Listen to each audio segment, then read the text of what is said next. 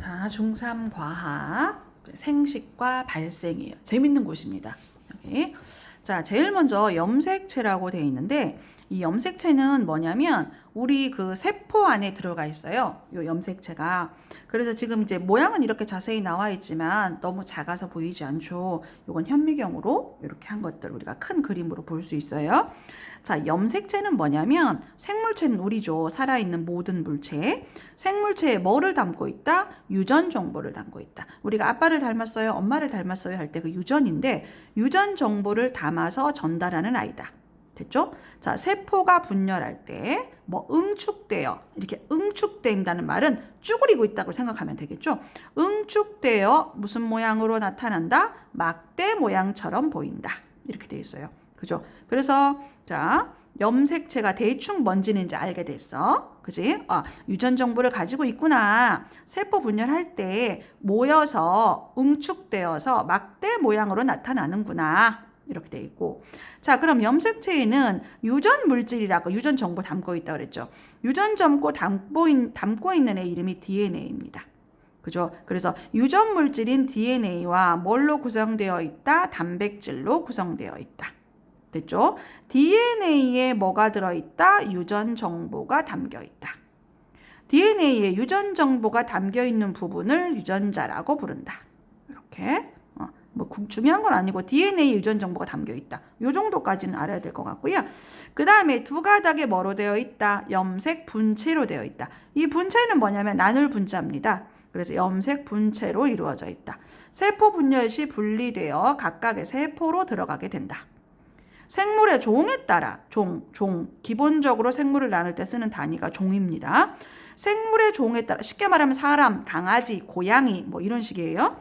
생물의 종에 따라 염색체 수가 다르다. 모두 다 다른 건 아니에요. 같을 수도 있지만 기본적으로 다릅니다. 그래서 염색체 수가 다르게 되고요. 그 염색체 모양은 이렇게 생겼습니다. 이렇게. 요게 막대 모양이라고 하는 거예요. 응축되어 있어요. 그러니까 이렇게 실 같은 것들이 원래 있었는데 요게 똘똘똘똘똘똘똘 뭉쳐가지고 우리 눈에는 뭐처럼 보이는 거야? 막대처럼 보인다는 거죠. 풀어지면 이렇게 실처럼 풀어집니다. 예. 그래서 염색체고요. 요 가닥가닥이 이렇게 반 잘라질 거거든. 요렇게 반이 잘라져서 나뉘어 들어갈 거라 요게 염색 분체입니다. 그러니까 막대기가 염색 분체라고 생각하면 됩니다. 자, 그래서 염색 분체가 뭔지를 알게 되었고 이 전체가 뭡니까? 염색체입니다. 이름이 됐죠? 네, 대충 모양 알게 됐습니다. 자, 그럼 일단 우리는 사람이니까 사람의 염색체에 대해서 배워봅시다. 여기 이름을 보면 상동염색체, 상염색체, 성염색체. 뜻을 알아야 돼요. 자, 상동은 무슨 말이냐면 서로 상자고 같을 동자예요. 그러면 체세포, 우리 몸의 체세포에 있는 크기와 모양이 같은 한 쌍씩입니다. 왜 한 쌍이냐면 엄마한테 하나를 받았고 아빠한테 하나를 받아요. 그래서 부모로부터 각각 하나씩 물려받은 거야. 그래서 상동 염색체입니다. 그러면 하나는 아빠한테 받았고 하나는 엄마한테 받았어. 모양과 크기가 똑같아. 요걸 뭐라고 부른다고요? 상동 염색체라고 됐습니까? 자, 그래서 상동 염색체는 부모로부터 각각 하나씩 물려받은 거예요. 됐죠? 예, 사람의 경우는 23쌍입니다. 상동 염색체가 알겠죠? 예, 무조건 23쌍이야. 23쌍이 안 되면 병에 걸렸거나 아프거나 뭐 몸에 이상이 있거나 뭐 이런 경우예요. 그래서 우리가 정상인 경우는 사람의 경우 무슨 몇 쌍? 23쌍. 그럼 엄마한테 23개 받았고 아빠한테 23개 받은 거예요. 예, 부모로부터 각각 하나씩 물려받은 거. 요게 뭐야? 상동 염색체. 모양과 크기가 똑같아. 한 쌍. 우리는 사람은 몇 쌍? 23쌍. 개수는 몇 개? 46개. 23쌍이니까. 자, 그러면 상염색체는 뭐라고 부를 거냐? 상염색체는 성별에 관계없어.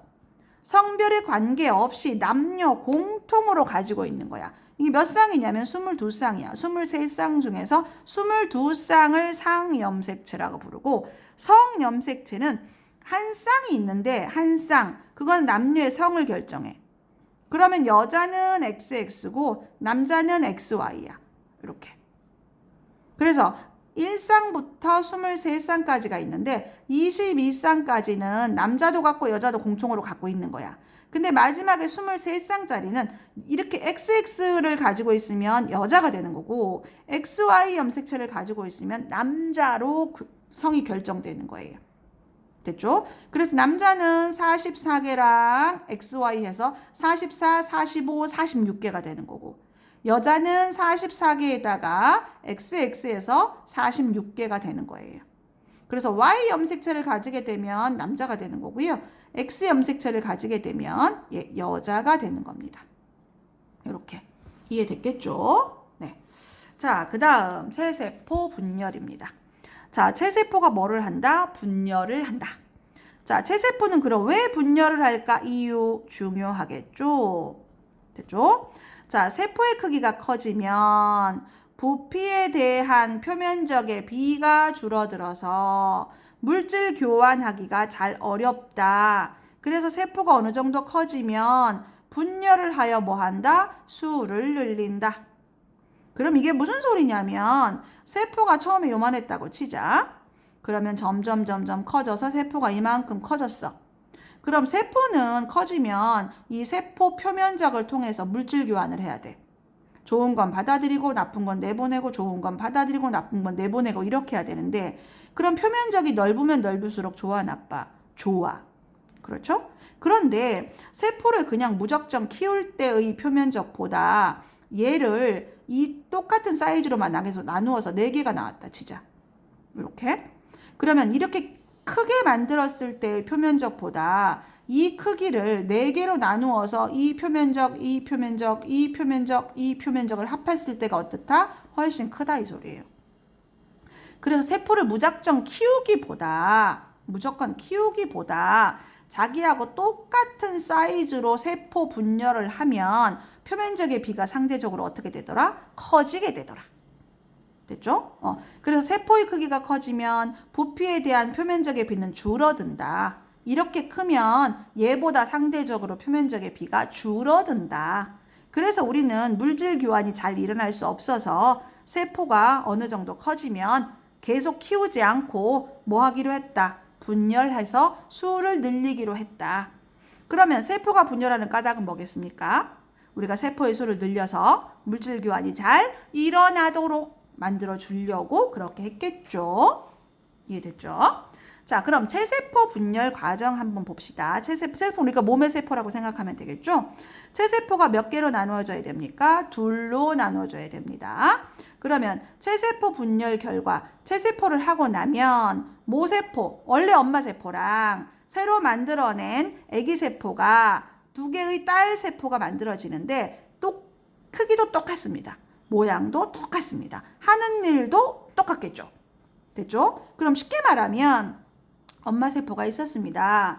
얘가 점점 커지게 되겠죠. 커져서 어떻게 되는 거야? 둘로 나뉘게 됩니다. 그러면 1개, 2개가 되겠죠. 그죠? 그럼 이게 원래 모세포였고 얘로부터 얘가 점점 몸이 커져서 2개로 잘라졌어요. 그럼 이 새로 세포 분열된 아이들을 뭐라고 부르냐면 딸세포예요.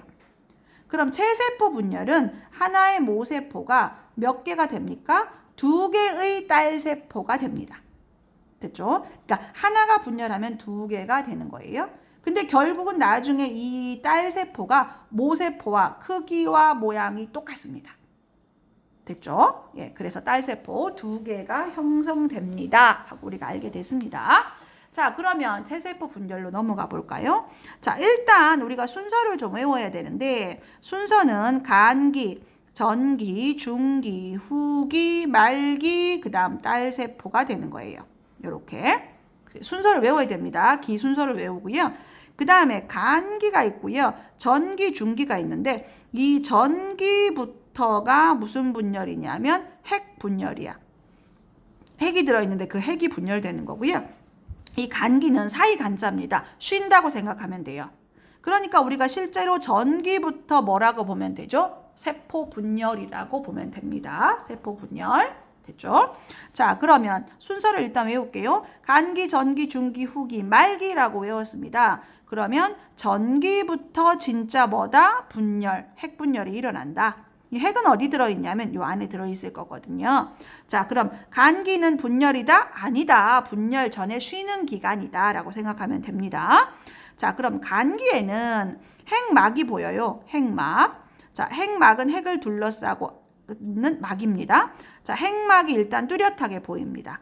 그 다음에 염색체가 아까 뭐야? 막대기 모양으로 이렇게 있어야 되죠. 진하게. 그죠? 그런데 염색체가 어떻게 돼? 풀어져 있어요.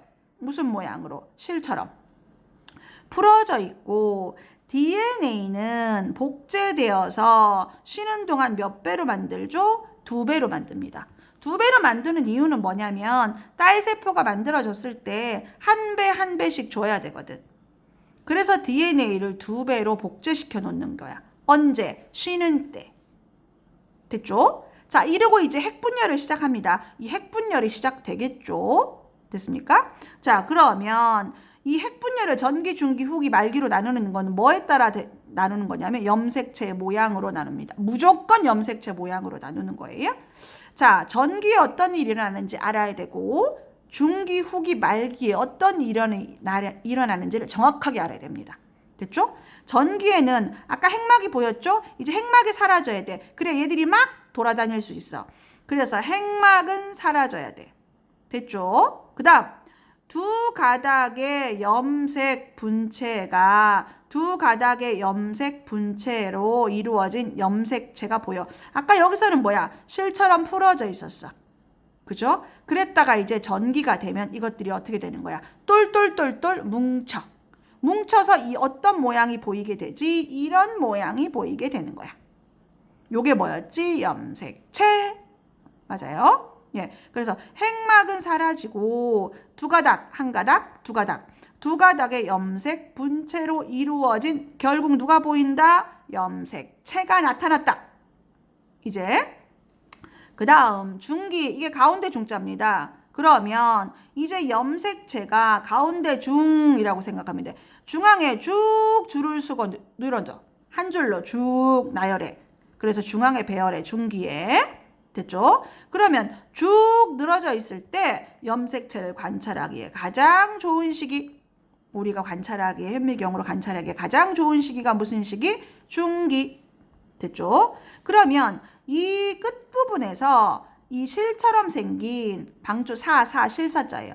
실처럼 생긴 거미줄처럼 생각하면 거미줄처럼 생겼죠? 이렇게 보이는 뭐가 나온다? 방추사가 나온다. 쭉쭉쭉쭉 방추사가 나온다. 이쪽에서도 쭉쭉쭉쭉 방추사가 나온다. 됐죠? 중기의 방추사가 보였습니다. 그럼 후기에는 어떻게 되냐면 요렇게 반을 쭉 잘라 염색 분체로 잘라. 염색 분체로 잘려서 이 방추사에 의해서 염색 분체들이 질질 끌려가는 거야. 양쪽으로 이렇게. 이해됐죠? 그럼 방추사에 의해서 염색 분체가 분리되어 양쪽 어디로 끝으로 질질 끌려가게 되겠죠. 됐죠? 말기에는 다시 핵막이 나타나서 이것들을 묶어줘야 돼. 그렇죠? 그래서 핵막이 다시 나타날 거야. 됐죠? 그 다음에 이 염색체가 풀어져. 실처럼 막 풀어져. 이렇게. 이 모양이 돼야 되거든. 염색체가 다시 실처럼 풀어져. 그래서 풀어져. 됐죠? 그 다음에 이 바깥에 있던 이 땅, 요 말고 요 바깥에 있던 요 부분의 이름이 뭐냐면 세포질입니다. 세포질. 그래서 이제 세포질의 분열이 일어나. 세포질이 뭐야? 이제 이렇게 있었는데 가운데가 오목해지면서 점점점 오목해지면서 가운데가 똑 잘라지게 되는 거야. 그게 세포질 분열입니다. 그러면 이제 알맹이가 몇 개 생겼죠? 2개 생겼죠. 2개 생긴 애 이름을 우리는 뭐라고 부를 거예요? 딸세포. 모세포하고 어떻게 될 거야? 염색체 수가 같을 거야. 됐죠? 몇 개 생길 거야? 2개 생길 거야. 됐습니까? 요게 분열이 끝납니다. 그러면 다시 일리 돌아가는 거예요. 이제 모양이 똑같죠? 다시 사이 간자에 또 2배로 또 계속 그럼 2개가 4개가 되고 4개가 8개가 되고 8개가 16개가 되고 이렇게. 이게 체세포 분열이에요. 됐죠? 자, 그러면 세포 주기라고 되어 있습니다. 세포 분열을 마친 세포가 자라서 다시 세포 분열을 마칠 때까지의 과정이다. 이렇게 되어 있어요. 자, 간기 보세요. 간기가 길죠? 간기가 가장 길고요. 요게 분열기인데 이 분열기가 짧습니다. 짧은 것 중에서도 가장 짧은 게 이 중기가 가장 짧아요. 또. 그죠? 그럼 간기는 길고 분열기는 짧습니다. 됐습니까? 자, 세포 주기입니다. 세포 주기 했고, 그 다음에 그럼 이게 요렇게 하는 과정이 체세포 분열이에요. 우리 뒤에 가면 생식세포를 다시 배워야 되기 때문에 체세포 분열 장소는 어딜까요? 몸 전체에서 일어나고 있습니다. 동물 몸 전체. 자, 식물은 어디에서 일어날까요? 생장점과 형성층입니다. 생장점은 길이 생장을 할 거고요. 형성층은 부피 생장을 할 거예요. 그래서 생장점은 길이가 점점 커질 거고요. 형성층은 두께가 점점 두꺼워질 거예요. 됐죠? 동물은 몸 전체, 식물은 생장점, 형성층에서 이런 체세포 분열을 하게 되더라. 됐죠? 자, 그 다음 세포질 분열인데 이 세포질 분열은 동물 세포하고 이 식물 세포가 달라요. 구별해야 됩니다. 동물 세포는 아까 이 가운데 분이 점점 오목해져서 똑 떨어진다고 배웠죠. 요거를 뭐라고 부르냐? 세포막이 밖에서 안으로 들어가며 분리된다. 말이 없어졌나 보다. 이거를 세포질 만입이라고 부르는데 세포질 만입. 근데 이게 교과서에 없으면 안 해도 됩니다. 밖에서 안으로 들어가면서 분리된다고요. 식물 세포는 두 핵이 분리되면 그 사이에 세포판이야. 세포벽 아니야. 세포판이 형성돼. 이 가운데 판자 같은 판이 형성돼서 두 개가 잘라지는 거야. 전혀 다르죠. 구별해서 기억할게요. 그럼 체세포 분열 결과 어떻게 되느냐? 그러면 세포 수가 점점 많아지게 되겠죠. 그래서 몸집이 점점 커지는 생장을 하고, 우리가 만약에 상처가 났으면 그곳에 세포 분열이 일어나서 원래대로 돌아가게 되죠. 그래서 상처가 난 곳에서 세포를 아물게 하는 거, 상처를 아물게 하는 거. 됐죠? 그래서 아기가 태어났을 때보다 점점 성장을 하면 우리 몸이 커지지. 그때 세포 분열하는 거야. 그리고 상처가 났어. 그래서 살이 온폭 파였네. 근데 시간이 지나고 나서 약을 열심히 바르고 치료를 하게 되면 그 살이 다시 메꿔지죠. 그때 체세포 분열을 하는 겁니다. 애들이 신기하게. 그래서 살을 정상적으로 채워주는 거예요. 선생님하고 지금까지 배웠던 모든 부분이 체세포 분열입니다. 여기가 우리가 다음에는 생식세포를 배우게 될 거예요. 열심히 공부해야 되겠죠. 암기 많이 살 길입니다. 수고했습니다.